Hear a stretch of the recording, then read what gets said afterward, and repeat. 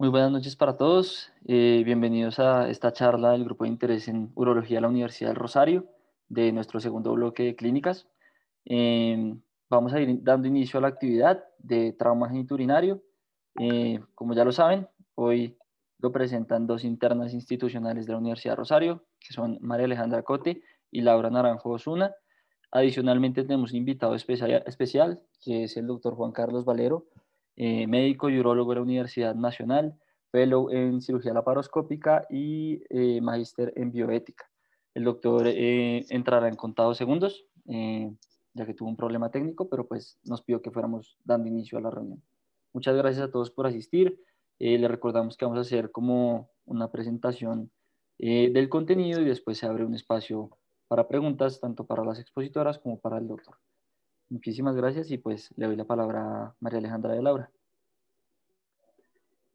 Bueno, buenas noches. Entonces, como ya les dijo Santiago, nosotros somos María Alejandra Cote y Laura Naranjo, internas de 11 semestre de la Universidad del Rosario, y les vamos a presentar trauma genitourinario.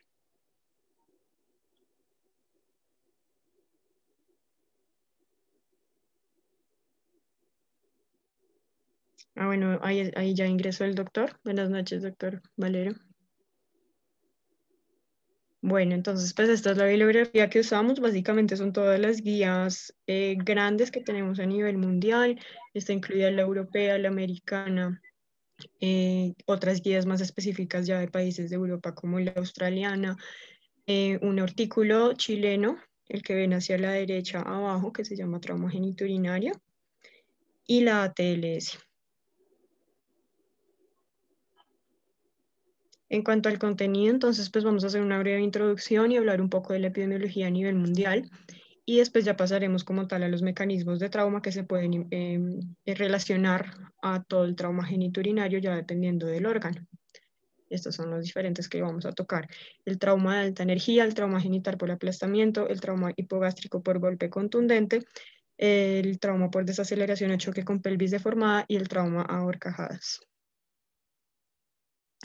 A modo de introducción, entonces, pues el trauma se define como una lesión o una herida en un tejido vivo que está causado por un agente extrínseco. Es importante porque nos va a causar problemas de salud pública que van a implicar, tienen implicaciones más allá sociales y económicas. Según la clasificación de la OMS, podemos tener trauma intencional o no intencional, siendo este segundo el causante de hasta el 50% de todos los traumas a nivel mundial.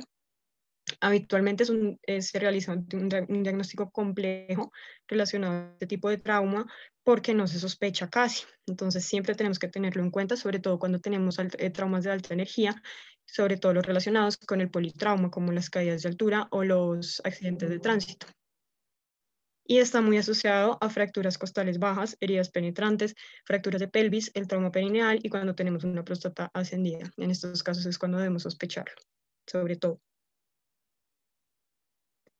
En cuanto a la epidemiología, esta es epidemiología a nivel mundial, tanto en adultos como en pacientes pediátricos. Tiene una incidencia mundial del 10 hasta el 25, hasta el 20%, y hasta en el 90% de las ocasiones va a involucrar a los riñones.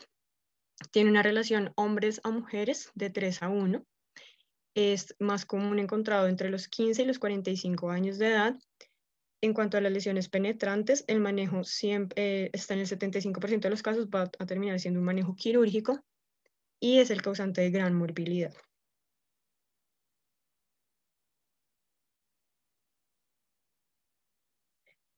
Entonces, bueno, empezamos con los diferentes mecanismos del trauma y cómo se va a ver involucrado el sistema genitourinario en estos. En cuanto al trauma de alta energía, se define como un intercambio de una gran cantidad de energía entre dos o más cuerpos durante un evento accidental que va a actuar contra el objeto, el sujeto que será el paciente y sus órganos. Este trauma tenemos que tenerlo en cuenta porque en la gran mayoría de casos puede llevar a falla multiorgánica si no se actúa rápido con posterior muerte del paciente. Bueno, entonces empezando a relacionar ya los mecanismos del trauma, en este mecanismo de trauma podemos encontrar el trauma renal como principal órgano afectado. En Estados Unidos se puede encontrar, se ha visto pues que hasta más del 80% de las lesiones de los riñones se van a relacionar con un trauma cerrado. siempre debemos sospecharlo cuando hay una lesión directa en los flancos o un trauma por desaceleración. Siempre que tengamos un paciente con estabilidad hemodinámica y hematuria macroscópica, debemos aprovechar y llevarlo a una imagen, ya sea un UroTac, que es el gold standard en estos casos, porque nos va a hablar de la localización y el compromiso de la lesión y de otros órganos.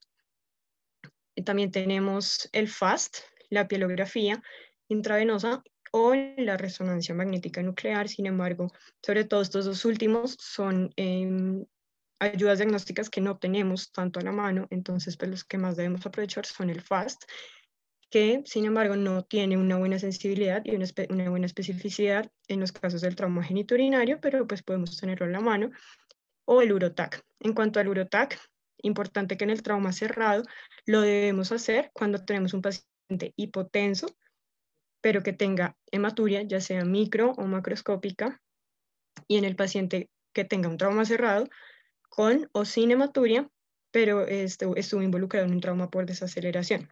Y en el trauma penetrante, siempre debemos pues intentar hacerla en un paciente que esté hemodinámicamente estable. El paciente inestable con un trauma penetrante normalmente se va a ir para cirugía de una.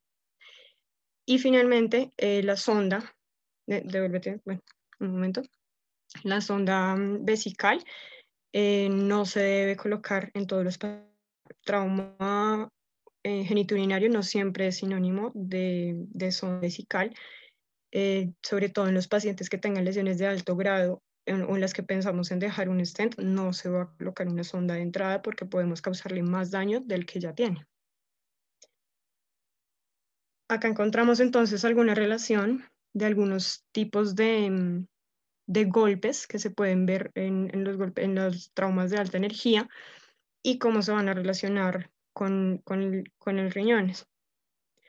Entonces, en la contusión directa se va a relacionar con una patada en la región lumbar, en la contusión por contragolpe, en los accidentes de tránsito que van a tener impacto contra el volante y un golpe en el abdomen, y las lesiones por desaceleración que van a estar muy relacionadas con las caídas de altura.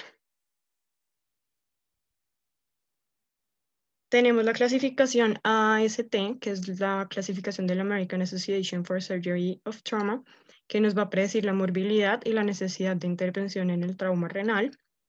Esta nos habla entonces del grado 1, cuando tenemos una contusión que tiene como único hallazgo asociado hematuria o hematoma subcapsular no expansivo sin laceración del parénquima. En la grado 2 tenemos hematoma no expansivo perirrenal que se confina únicamente al retroperitoneo renal o una laceración con profundidad menor a 1 centímetro que no tiene extravasación urinaria, es decir, no va a involucrar el sistema colector. En la grado 3 tenemos una laceración con profundidad mayor de 1 centímetro sin extravasación urinaria. La grado 4, una laceración del parénquima que se extiende hacia la corteza y la médula renal y los sistemas colectores, o una lesión de la arteria o la vena renal con hemorragia contenida.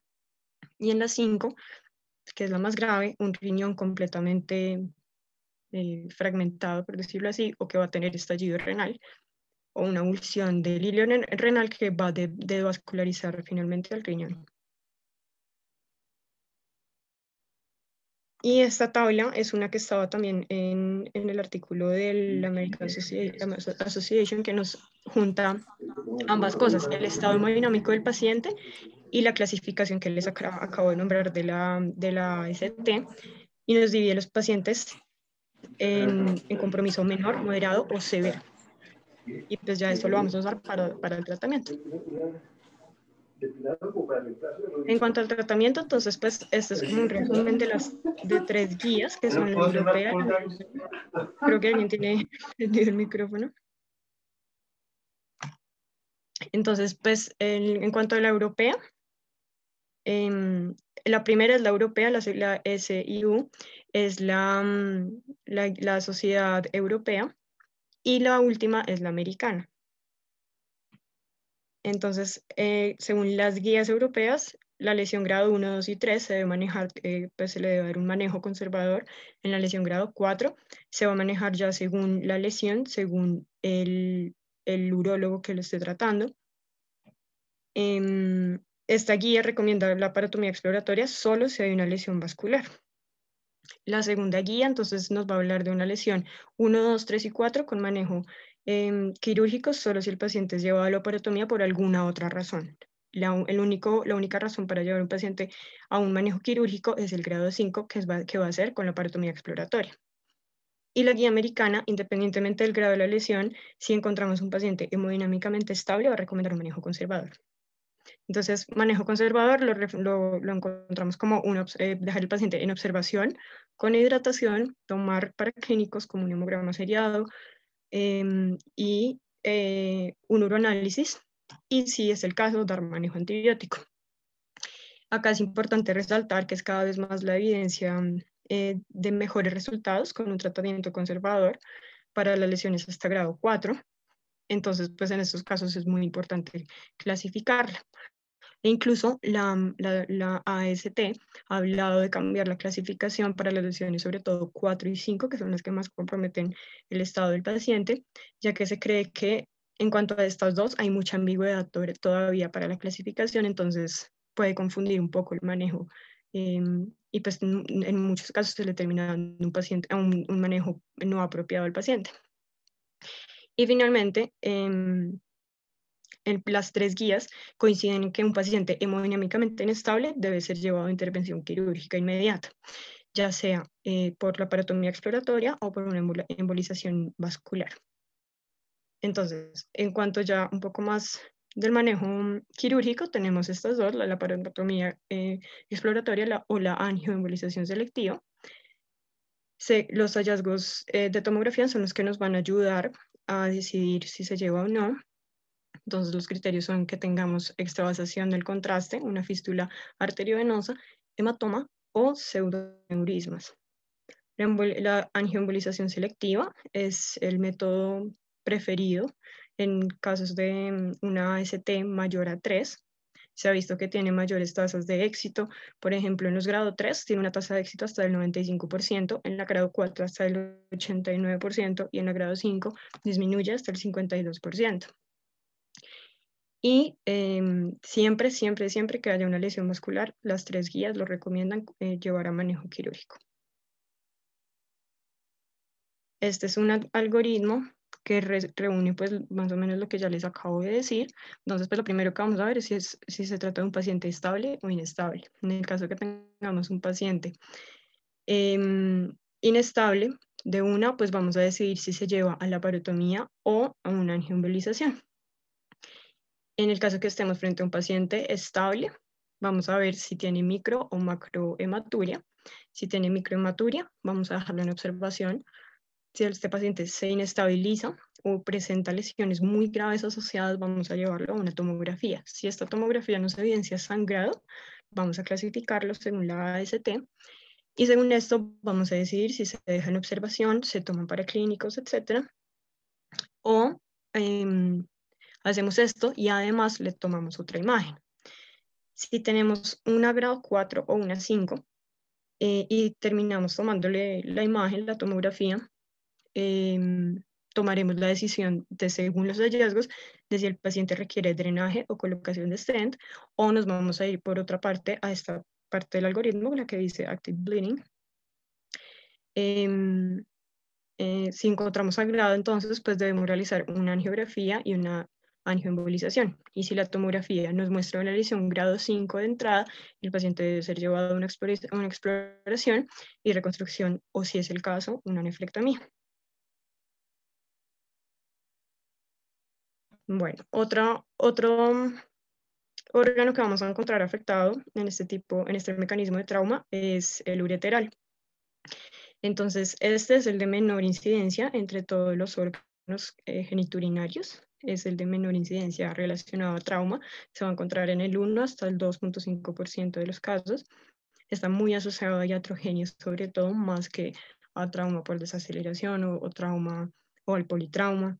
Está muy asociado a iatrogenia en ginecobstetricia y en coloproctología, hasta en el 80% de los casos.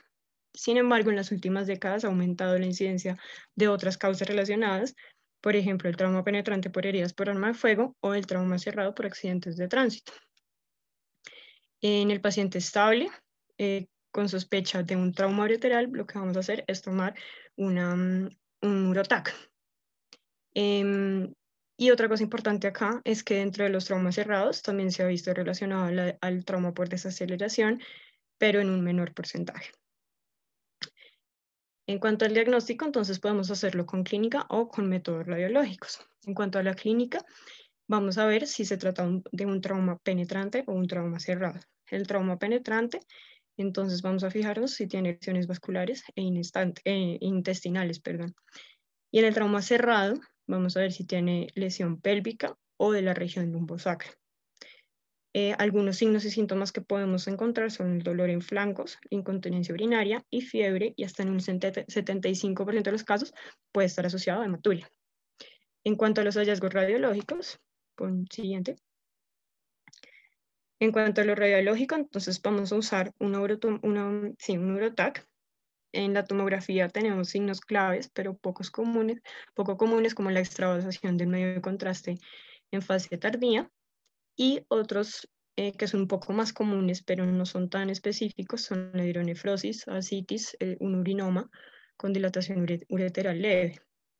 En casos poco claros, una urografía retrógrada o anterógrada va a ser el gold estándar para la confirmación.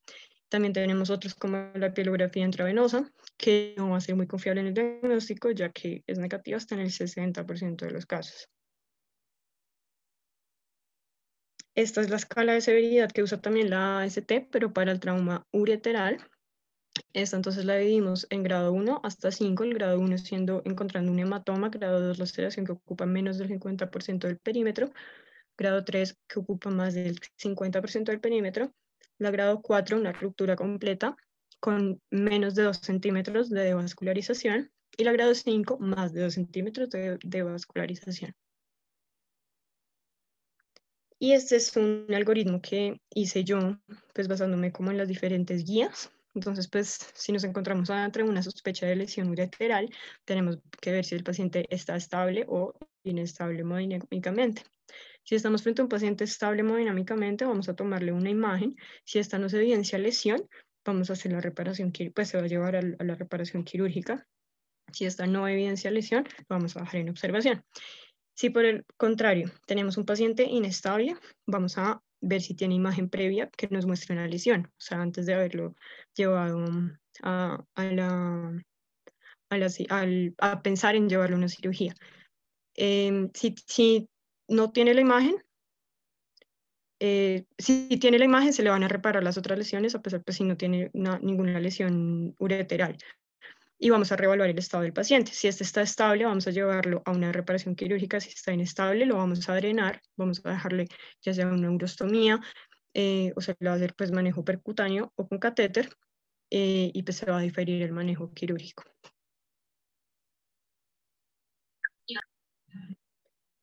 Este es otro tipo de trauma, que es el trauma por aplastamiento o trauma contundente. Este es una lesión dada al ejercer fuerza o presión sobre una parte del cuerpo, usualmente que termina aplastada entre dos objetos pesados. Acá tenemos que tener en cuenta consangrados, hematomas, fracturas, laceraciones y lesiones neurovasculares e infecciones. Este tipo de trauma se va a ver muy asociado al trauma por cistallamiento. Es una forma de lesión por aplastamiento que va a ser secundaria a la utilización de dispositivos de sujeción, como lo son, por ejemplo, los cinturones de seguridad, los airbags, los arneses, que nos van a llevar a compresión, que pueden terminar en avulsiones, ya sea de los diferentes órganos del abdomen, ruptura, ya sea del colon o del intestino delgado. Podemos tener fracturas pues, fracturas lumbares. O, por ejemplo, con los airbags se ha visto lesiones por contacto, por desaceleración o al hacer la flexión. Bueno, entonces continuando, vamos a hablar sobre el trauma hipogástrico por golpe contundente. Este tipo de trauma está relacionado con el siguiente que les voy a hablar y también está relacionado con el que Laura les acaba de mencionar. Hace referencia a cualquier paciente que ha sufrido una lesión en el torso por un golpe directo o pues contundente. También puede ser por desaceleración, explosiones o ya sea pues por lesiones penetrantes. que hasta que no se demuestre lo contrario van a tener una lesión visceral, una lesión vascular o una lesión pélvica. Esto está asociado, por ejemplo, a los pacientes que sufren robos, por ejemplo, cuando los patean en el piso sobre todo, y también a deportes como el béisbol, donde con el bate los golpean los diferentes jugadores con el mismo en la región hipogástrica. Y este tipo de trauma, el de desaceleración o choque con pelvis deformada, también pues se relaciona con los siguientes órganos, trauma en los siguientes órganos que vamos a discutir, y hace referencia a lesiones por compresión y aplastamiento en la región abdominopélvica. Estas fuerzas van a deformar los órganos, tanto sólidos como las vísceras huecas, y puede llegar a pues, causar una ruptura de alguna de estas vísceras. La desaceleración pues va a causar que haya un diferencial del movimiento de partes fijas y móviles en el cuerpo, es decir, por ejemplo, el vaso, el hígado que están, la propia vejiga pues que están sustentados por ligamentos, estos están fijos, pero cuando hay un movimiento rápido se produce el desprendimiento o pues la ruptura. Y es importante tener en cuenta que en este tipo de trauma, sobre todo cuando hay una pelvis deformada o pues alguna fractura en la pelvis, se va a asociar a una hemorragia masiva que puede que no sea evidente en el momento de la valoración del paciente, porque muchos de estos no se van a presentar con signos de irritación peritoneal, sino hasta unas horas posteriores al trauma. Es importante recordar los reparos pues, anatómicos, la región toracoabdominal que hace referencia a la línea hacia anterior hace referencia a la línea a la línea intermamilar, y hacia posterior el borde inferior de las escápulas, y hacia inferior hacia pues, el reborde de las costillas. Esto es importante sobre todo pues, cuando hay traumatismos cerrados. Y también describían la zona de los flancos, que en este caso va a estar en estrecha relación con el espacio retroperitoneal. Es importante porque es muy complicado identificar las lesiones en estas estructuras, pues por lo que les venía comentando, que inicialmente no se presentan con signos de irritación peritoneal. En la cavidad pélvica, pues va a estar en estrecha relación con la vejiga, con los órganos reproductivos, con el recto, y pues las hemorragias masivas en esta zona se dan principalmente por la fractura de pelvis.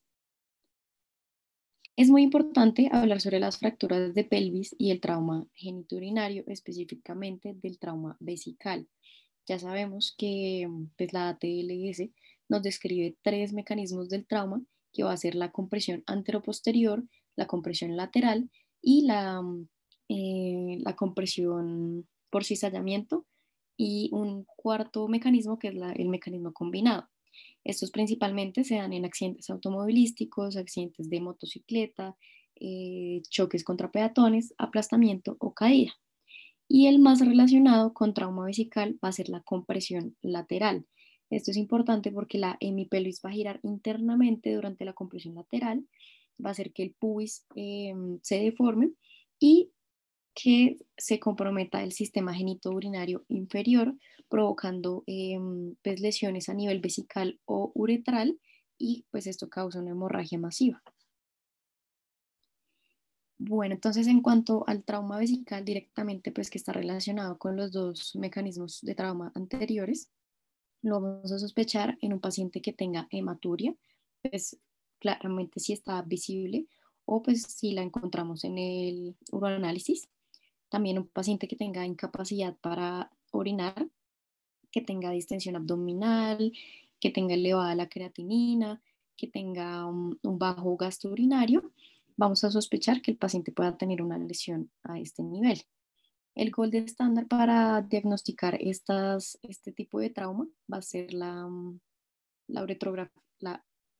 urografía, y hay diferentes clasificaciones para hablar del trauma vesical. Podemos hablar sobre la extensión y la localización, que va a ser intraperitoneal, extraperitoneal o mixto, y sobre el mecanismo del trauma, que puede ser cerrado o penetrante, o pues ya sea por trauma iatrogénico, que va a ser externo, interno o por cuerpos extraños. En cuanto al traumatismo cerrado, normalmente el daño va a ser extraperitoneal y va a ser por esquirlas óseas de las fracturas de la pelvis. Se va a sospechar con hematuria macroscópica y el gold estándar va a ser la cistografía. Vamos a evidenciar una fuga extraperitoneal.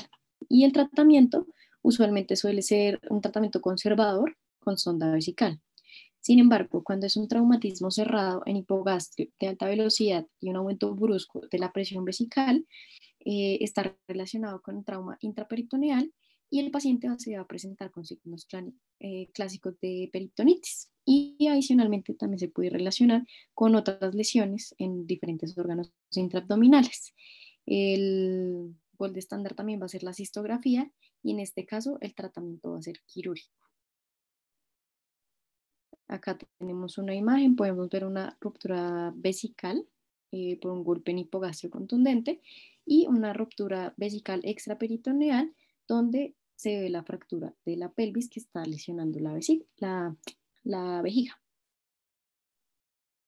Listo, entonces en cuanto pues al manejo de esto, inicialmente pues ya sabemos que cuando hay una fractura de pelvis, no siempre se presenta el trauma vesical. Sin embargo, hasta en el 70% de los casos, cuando hay trauma vesical, sí va a estar relacionado con una fractura de pelvis. Lo más importante que debemos evaluar es que haya sangrado a nivel del meato uretral o pues los signos y síntomas que les mencioné previamente. Al paciente lo podemos llevar a una cistografía o a una uretrografía retrógrada y pues inicialmente cuando no vemos hemorragia a nivel del meato uretral, podemos intentar el paso de una sonda urinaria. Como les decía Laura previamente, a estos pacientes no siempre toca pasarles la sonda vesical porque pues podemos empeorar otras lesiones que el paciente tenga. Sin embargo, si estamos en un sitio de escasos recursos y sospechamos que tenga una lesión a nivel de la vejiga, esto nos puede decir si el paciente está sangrando y si requiere una intervención quirúrgica pues, de urgencia. También se puede llevar bueno, a la cistografía. Si no hay extravasación del medio, entonces pues el paciente se deja en observación y si hay extravasación, entonces se va a dejar el catéter o se va a llevar a intervención quirúrgica. El manejo, como siempre en estos pacientes, va a ser con ATLS, vigilando la vía aérea que sea permeable y mantenible, la B de breathing, que es de la ventilación, la C de circulación, que son todos los parámetros que estén involucrados con el control hemodinámico del paciente y el control de las hemorragias, el déficit neurológico en el paciente y claramente exponer al paciente en búsqueda de otras lesiones. Y lo que dice aquí en la parte superior derecha es que si son lesiones que no involucren el cuello vesical o que sean lesiones que sean extraperitoneales, se pueden manejar solamente con la sonda, pues con el drenaje vesical, pero que si son intraperitoneales, estas sí van a requerir un manejo quirúrgico. En cuanto al trauma a horcajadas, está principalmente relacionado con el trauma uretral y con el trauma genital. En esta ocasión no vamos a hablar del trauma genital, considerando que pues, hay unas charlas más adelante en las cuales se abordan las urgencias pues, genitales. Este tipo de trauma hace referencia a las lesiones causadas por impacto de objetos romos contra el periné, como los manubrios de las bicicletas, varillas o caídas en prácticas de equitación, cuando se pegan contra estos tubos y principalmente esta que se ve acá, esta imagen del señor escalando, es el mecanismo por el cual los pacientes se golpean cuando caen, es la posición en la que caen principalmente. En cuanto al trauma vesical, entonces es importante dividirlo en el trauma anterior, trauma uretral anterior y trauma uretral posterior. La uretra posterior en los hombres, pues recordemos que hace referencia a la uretra prostática y a la uretra membranosa y que la uretra anterior hace referencia a la uretra vulvar y a la uretra peniana. El trauma uretral anterior va a estar relacionado principalmente con traumas cerrados, ya sea por accidentes de tránsito, relaciones sexuales o el trauma a horcajadas, mientras que el trauma uretral posterior está relacionado con trauma grave con fractura de pelvis, accidentes de tránsito, caídas y aplastamiento. Por eso mismo les mencionábamos que estos últimos mecanismos de trauma están directamente relacionados con lesiones a nivel vesical y uretral. ¿Cómo lo vamos a sospechar? Que el paciente tenga uretrorragia, hematuria, hematomas perineales o peno escrotal, incapacidad para el paso de la sonda o incapacidad para orinar, y que en el tacto rectal el paciente tenga una próstata elevada. Pues el diagnóstico lo vamos a hacer con una uretrografía, y el tratamiento va a depender del mecanismo y pues de los hallazgos en la uretrografía. Muchas veces se puede tratar con una sonda percutánea suprapúbica. Estas son otras causas pues, que nos hablan de la etiología del trauma uretral, sea trauma cerrado por accidentes, el mismo trauma de horcajadas, patadas en el periné, por relaciones sexuales, trauma penetrante, etc. Y acá podemos ver cómo se produce la lesión. Lo más común en el trauma a horcajadas es que se lesione la uretra anterior, y en el trauma de uretra posterior, pues con fractura de pelvis. Aquí podemos ver el hematoma en alas de mariposa, y vamos a ver que pues, la uretrografía retrógrada va a ser el gold estándar para el diagnóstico. Cuando tenemos una lesión uretral, vamos a practicar una uretrografía retrógrada. Si sale normal, lo dejamos como una contusión uretral, y el tratamiento va a ser o con una sonda suprapúbica o transuretral. Sin embargo, si hay ruptura de la región prostatomembranosa, vamos a ver si es una ruptura completa o una ruptura parcial. Si es por un trauma penetrante, pues se hace la reparación abierta. Si es cerrado, se indican, pues se valoran las indicaciones quirúrgicas: lesión en el cuello vesical, desgarro rectal, una vejiga extendida y elevada. Y en cuanto a la ruptura parcial, pues miramos si el trauma fue cerrado, se hace una cistostomía suprapúbica, pero si es penetrante, también pues se hace la reparación abierta primaria. Posteriormente, pues principalmente, como podemos ver, el manejo va a ser con una cistostomía suprapúbica, o con una uretrotomía, pero tenemos que evaluar la estenosis en el paciente. Se debe hacer una uretroplastia diferida, y si se evalúa que el paciente tiene estenosis, se debe evaluar si es menor de 1 centímetro, se puede hacer una incisión óptica endoscópica diferida, pero si es más extensa, pues se hace una uretroplastia de rescate. Y ya, eso sería todo en cuanto a las conclusiones. Pues podemos pues darnos cuenta que es muy importante identificar estas lesiones, porque muchas de ellas pueden amenazar la vida de los pacientes. Hay una estrecha relación con los mecanismos de trauma, que va a hablarnos o darnos indicios sobre la lesión en ciertos órganos y cuál podría estar viéndose afectado, y que el manejo inicial, como médicos generales, que tenemos que conocer es el manejo basado en las guías de ATLS. Muchas gracias.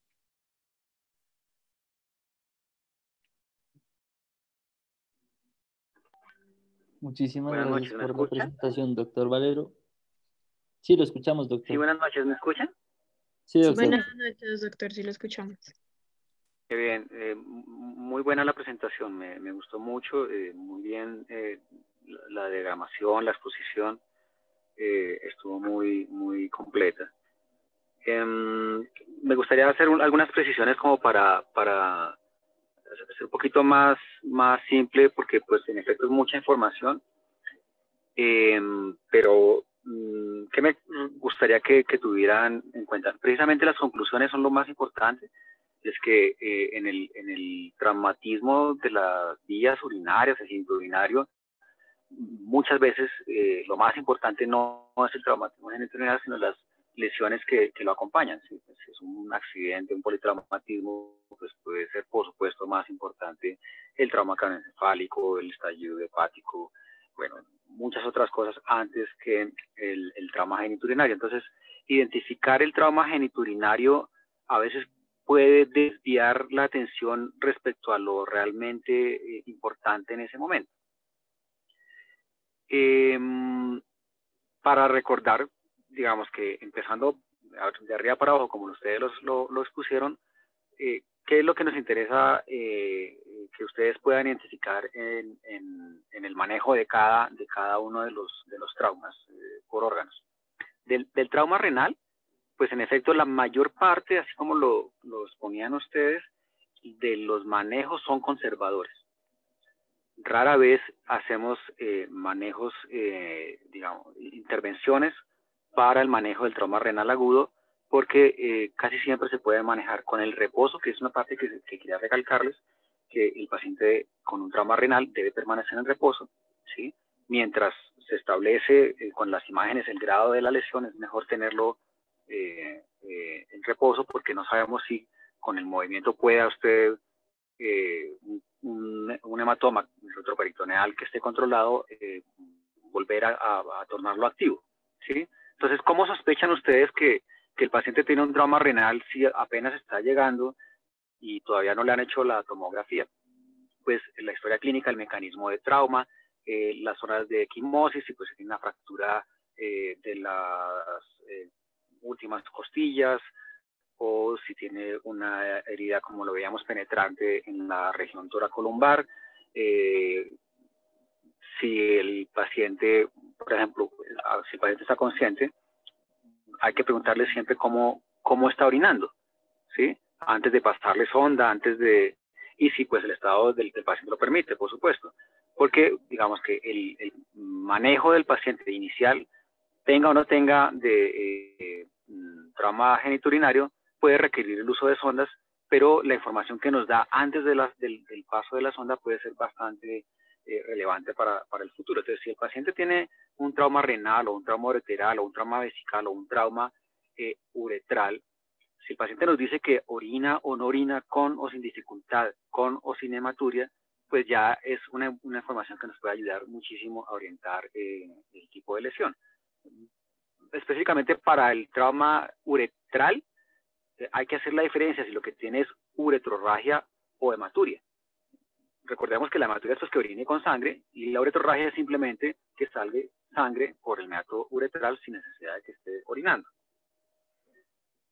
Una vez que pensamos que el mecanismo del trauma puede haber afectado la vía urinaria, probablemente el mejor examen diagnóstico es la urografía por TAC, que pueden estar ustedes confundiendo con el urotac.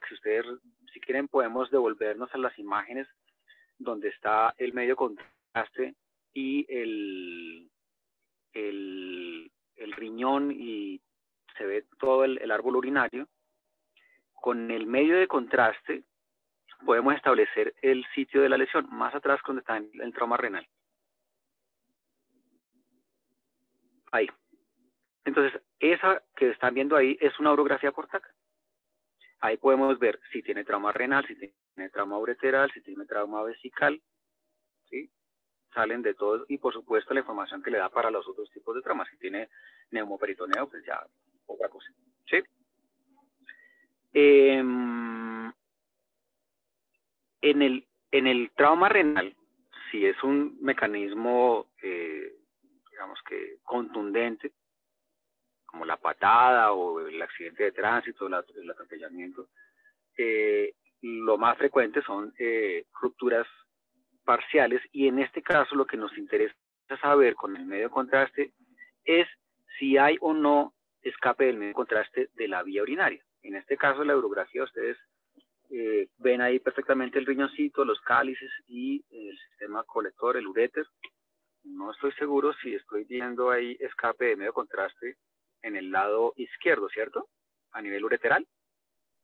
¿Se ve una manchita ahí? Sí, dice que tiene extravasación del medio de contraste. Exacto. Entonces, ese medio de contraste, si ustedes le toman un urotac, recuerden que el urotac es sin medio de contraste, no verían mayor cosa, porque se ve bien el riñón, bien el uréter, bien la vejiga. Pero con el medio de contraste ustedes pueden ver que hay extravasación del medio de contraste, y aunque este paciente no requiere una intervención urgente por el urólogo, requiere una evaluación por el urólogo, muy probablemente, y entre más rápido mejor si las otras lesiones lo permiten. Entonces la urografía por TAC es el mejor momento. Si en ese el mejor examen. Si en la urografía por TAC encontramos una lesión renal la pueden clasificar y para que lo recuerden rápidamente, en todos los casos en los que se vea extravasación del medio de contraste, hay que derivarlo con una sonda vesical, si se permite, ¿sí? Si no es un trauma uretral, pero por ejemplo en este caso, aunque ustedes no le vayan a hacer nada al uréter, sí le pueden poner una sonda uretral y le pueden iniciar el manejo antibiótico, porque se presume que esa orina puede potencialmente sobreinfectarse. ¿Ven? Y eso es manejo del médico general, no necesariamente tienen que esperar eso. Con eso disminuye las presiones dentro de la vejiga, la orina sale fácilmente y no se aumenta la cantidad de orina y medio contraste extravasándose. En los traumas por desaceleración o esto, lo más frecuente puede ser, como en este caso, sí, por ejemplo, los estallidos renales o las avulsiones del ilio. Lo que van a ver entonces en la urografía por TAC es ausencia de captación del medio de contraste por este riñón, lo que llamamos nosotros una exclusión funcional. ¿Sí? Eso tampoco lo ven en una urografía, en un urotac, perdón. Por eso es tan importante. Una vez que establecen que tiene el paciente una lesión con lesión renal, con extravasación del medio de contraste, o simplemente el hematoma del riñón, deben recordar también que hay que hacerle un seguimiento. El paciente se pone en reposo, se mira si se requiere o no el antibiótico, se le pone la sonda uretral, se evalúa la estabilidad hemodinámica frecuentemente, y si es estable se le hace una tomografía de control a las 48 horas más o menos, dependiendo de la evolución. Eso, como les digo, en el caso de que ustedes no tengan digamos, disponibilidad de consultar con un urólogo tempranamente. Cuando el mecanismo es penetrante, o sea, la puñalada o el tiro, el manejo para el trauma renal es básicamente el mismo, pero se supone que estos pacientes tienen otras lesiones que van a hacer que los lleven a la parotomía. Tendrá las heridas intestinales o el tiro en el estómago o en el hígado, bueno, no sabemos. Durante la laparotomía, el cirujano general puede tomar la decisión de explorar o no el reteroperitoneo de estos pacientes, pero generalmente cuando hay una lesión del riñón y se explora, con mucha frecuencia terminan en nefrectomía. Entonces, por eso cada vez se hace menos ese tipo de exploraciones. Por supuesto, si el paciente está inestable, pues nada, hay que llevarlo a la cirugía y en pocas ocasiones tendrá la posibilidad de hacerle embolizaciones como también lo sugiere la guía. Entonces, para recalcar, la urografía por TAC, el reposo, el uso de la sonda, evaluar el grado de hematuria, la palpación, pues restringirla porque pueden aumentar o no el sangrado. Eso. La mayor parte de las lesiones del uréter no se producen como consecuencia de accidentes o agresiones. Las producimos nosotros durante las cirugías, el urólogo durante las cirugías de cálculos o los doctores de ginecología o coloproctología durante cirugías de miomas, cáncer de cervix, cáncer de colon. Esa es la causa más frecuente. No se preocupen ustedes, digamos, en este momento de establecer la clasificación, porque es, como verán, muy compleja, muy extensa y probablemente se les va a olvidar. Pero lo que sí necesitamos que tengan muy en presente es la sospecha. ¿Sí? No me interesa tanto que se aprendan la clasificación de la lesión, pero que sí sospechen que ese paciente fue llevado a una cesárea de urgencias y que tiene dolor lumbar, es posible que tenga una ligadura del uréter, un trauma ureteral y que necesite una ecografía. ¿Sí? No necesariamente una urografía. Con una ecografía pueden establecer ese tipo de lesiones. Es infrecuente el trauma del uréter en traumas contundentes. Lo más frecuente es si son por heridas por proyectil de arma de fuego o por heridas por arma cortopunzante. Pero aún así son infrecuentes como ustedes mismos lo resaltaban. Respecto al trauma vesical, entonces, lo más frecuente, ¿sí?, es el borracho que se cae por las escaleras, el que sale del estadio y lo agarran a patadas, como frecuentemente pasa, y esos pacientes pueden tener estallidos vesicales y el saber si es intra o extraperitoneal nos ayuda a nosotros a establecer la forma de manejo. Pero la cuestión es cómo sospechan ustedes eso. ¿Qué les hace pensar que el paciente tiene un estallido vesical? Estos pacientes no consultan por hematuria. Estos pacientes consultan porque no orinan. Porque toda la orina sale al abdomen, en el caso de los estallidos intraperitoneales. Entonces, no van a hacer hematuria. ¿Cómo hacemos para establecer si el paciente tiene o no un estallido vesical? Si el paciente no orina y no tiene hematuria, todavía no puede hacer, digamos, signos de irritación peritoneal porque es demasiado temprano, no tiene nada que lo inestabilice. Le pasamos una sonda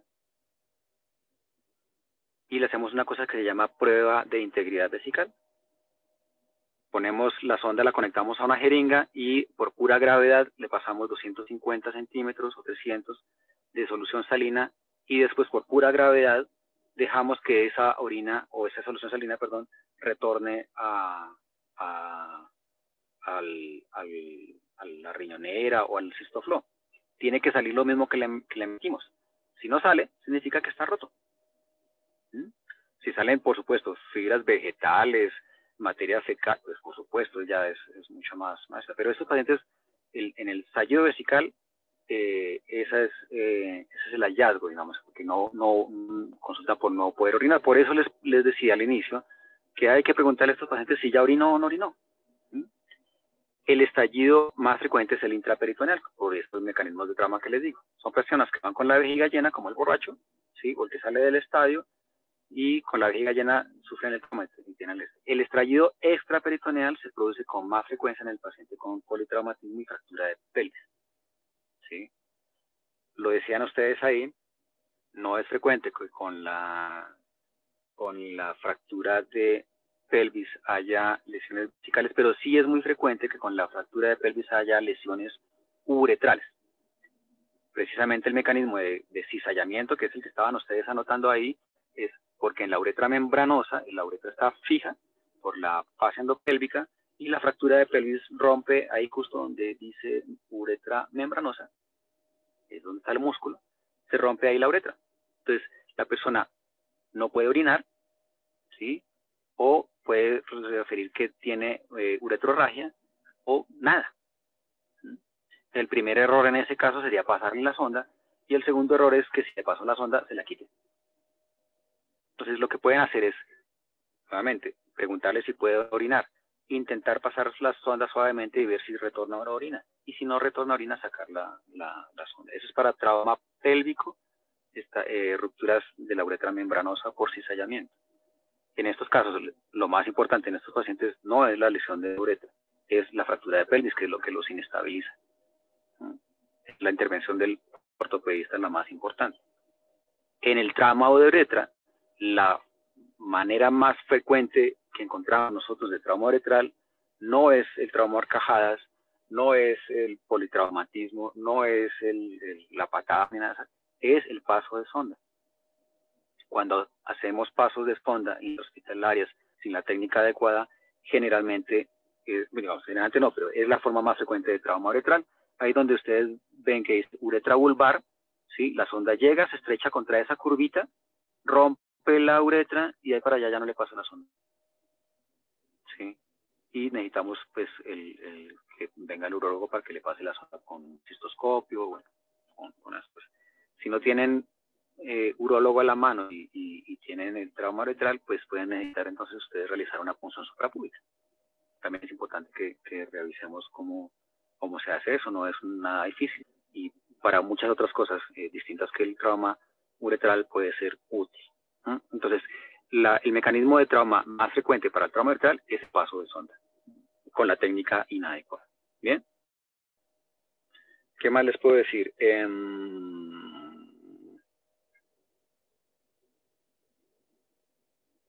No sé si, perdóname, no sé si tengan preguntas, si ha sido clara las observaciones. Muy claro, doctor. Si alguien del público tiene alguna pregunta, puede levantar la mano en la sección de participantes o escribirla directamente en el chat. Por ahora no tenemos ninguna pregunta en el chat, doctor, ni manos levantadas. Bien, bien.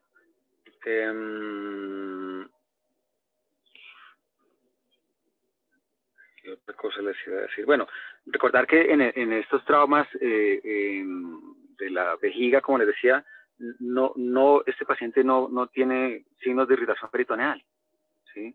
En el paciente que está con el trauma reciente, con el estallido renal, ese paciente puede llegar con la hemoglobina y con la creatinina normales. Entonces estos exámenes no es que no sean necesarios, sino que no nos van a dar información respecto al grado de lesión, al grado de trauma, ¿sí? Pero sí nos puede establecer cuál es la función renal normal del paciente antes del trauma, ¿sí? O sea, si el paciente llega porque lo agarraron a patadas saliendo del estadio, con un trauma renal, un estallido renal, ¿sí?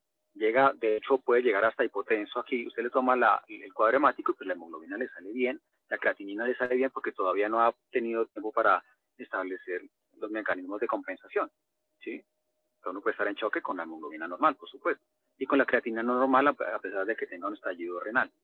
Pero con la evolución podemos establecer si esa función para ese momento fue alterada como consecuencia del trauma renal. Entonces es importante tener eso en cuenta. Lo que ustedes pueden hacer desde urgencias es ir un pasito adelante respecto a lo que puede necesitar ese paciente.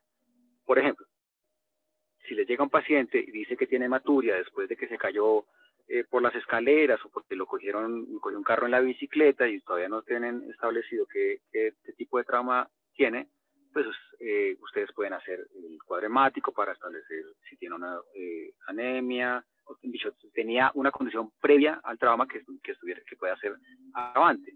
Entonces, si le llega a ese muchacho o ese paciente y ya tiene creatinina en 2, pues no es secundario al trauma, ¿sí? Debe tener alguna otra cosa. Si ese paciente, además, durante los estudios, ustedes piensan que va a ser llevado a una cirugía, pues ustedes pueden hacer la hemoclasificación, todo lo necesario pues para llevarlo al procedimiento, establecer si tiene comorbilidades que puedan alterar. ¿Qué tal que el tipo les diga que él ya sabe que tiene un riñón único? Entonces, ya les cambia el plan, ya no es tan de observación, porque si tiene lesionado su único riñón, pues tenemos que actuar rápidamente. ¿Sí? Ok, no sé si preguntas, no veo. No, doctor, no tenemos más preguntas. Muy claro, muchísimas gracias. Tampoco tenemos manos levantadas por ahora, doctor. Bueno, perfecto. Entonces, mi mensaje es, no se compliquen mucho con las clasificaciones, tengan una aproximación como sensata, ¿sí? Si llega un paciente con, por ejemplo, en este caso, con hematoma perineal en alas de mariposa y choque, pues no, probablemente no es la uretra el trauma uretral que lo tiene en choque, hay que buscar otras cosas. Pero pues por supuesto es importante evaluar que ese paciente pues con trauma uretral no le van a pasar la sonda, o que si la van a pasar pues tiene que ser con bastante mañita, con un poquito de experiencia para saber si pueden orinar. Excelente, doctor. Muchísimas gracias por su compañía, por sus aseveraciones y conclusiones. Muchísimas gracias, doctor. Entonces, Bueno, no veo más con preguntas. muchísimo gusto Gracias, y cualquier cosa estamos aquí a su servicio, ahí en el servicio de urología. Siempre estamos ahí dispuestos a resolver las dudas. No piensen que no estar en el servicio no pueden pasar por allá y hacernos alguna consulta, alguna explicación, alguna cosa que puedan necesitar respecto a esto. Allá siempre son bienvenidos los estudiantes. Muchas Perfecto, gracias, doctor. Muchísimas gracias. Bueno, buenas noches a todos. Buenas noches, Gracias. doctor. Buenas noches a todos. Entonces damos concluida la sesión. Feliz noche.